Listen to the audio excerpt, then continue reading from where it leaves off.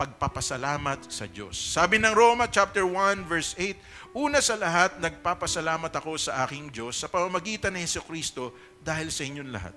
Sapagkat ang inyong pananampalataya ay balitang-balita sa buong daigdig. Imagine this. Okay? Si Apostol Pablo po, very focused po siya sa kanyang ginagawa sa pangaral ng mabuting balita. At nakakatanggap pa siya ng mga balita na yung mga taong nasharean niya ng gospel, mga taong nakapakinig ng gospel, na-convert, pagbalik po sa kanilang mga lugar na kinabibilangan, nag-share din ng gospel. So, nagkaroon po ng local church sa Rome. So, balitang-balita po yun sa kanya. At gusto ko pong maunawaan ninyo, mahirap po para sa mga tao sa Roma ang makakilala sa Panginoon. Bakit? Sapagkat danger po yun sa kanila.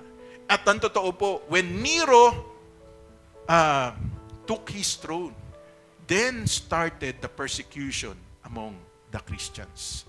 Bakit po? Sapagkat ayaw po ni Nerong kilalanin ang pananampalataya ng mga Kristiyano.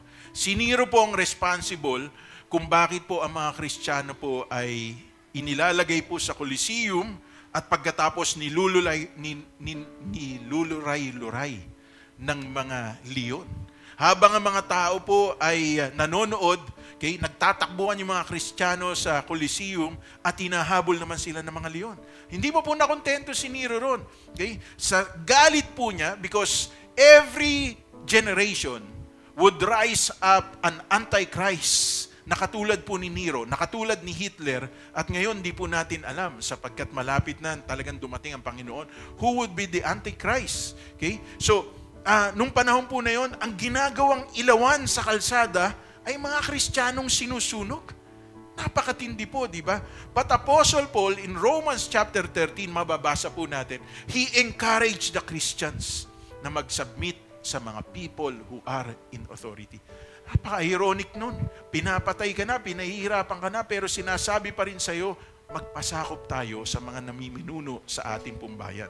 Bakit? Because may purpose po yun. So Apostle Paul, he was very grateful. Gusto ko po sabihin po ito sa atin. At the very beginning of our day, that should be our prayer to God. Lord, salamat po. Nagising po ako, naimulat ko ang aking mga mata. Ako po ay merong pong hininga, ako po ay nakatatayo. At pagpasalamat natin ang buhay ng ating asawa, ang ating mga anak, ang mga mahal natin sa buhay na kasama natin. Pagpasalamat din natin. Kanina bumabiyahe po ako, nagpapasalamat ako sa Panginoon. Lord, nagpapasalamat po ako. Makikita ko na naman mga kapatid ko sa Baliwag. At dalahin ko nga, magdako kayo ng iba pang mga kapatid namin na dati kasama namin pero hindi natin nakasama. Kaya tuwan-tuwa po ako. Pagpanik ko, nakita ko kagad si Kuya Boying. Okay? Huling kita namin sa SM. Namamasyal silang mag-asawa. Okay? At salamat sa Panginoon. Kasi with all excitement, di ba? Pero this should be our attitude. Dapat excited tayo na magpasalamat sa Panginoon. Anumang pangyayaring dumating sa ating buhay. Sabi nga ng Philippians chapter 4 verse 6. Okay? Do not be anxious about anything, but in everything with thanksgiving present your supplication before God. So anumang pangyayari ng ating buhay, dapat nagpapasalamat tayo. Kahit ba hindi maganda, dapat ipagpasalamat natin? Oo naman. Bakit? Sapagkat yun ang pagkakataon para ang Diyos ay kumilos sa circumstansya natin. I want to make this statement. Ang pagpapasalamat ay tanda na may kagalakan ang ating puso. So every time we give thanks, it shows that our heart is right.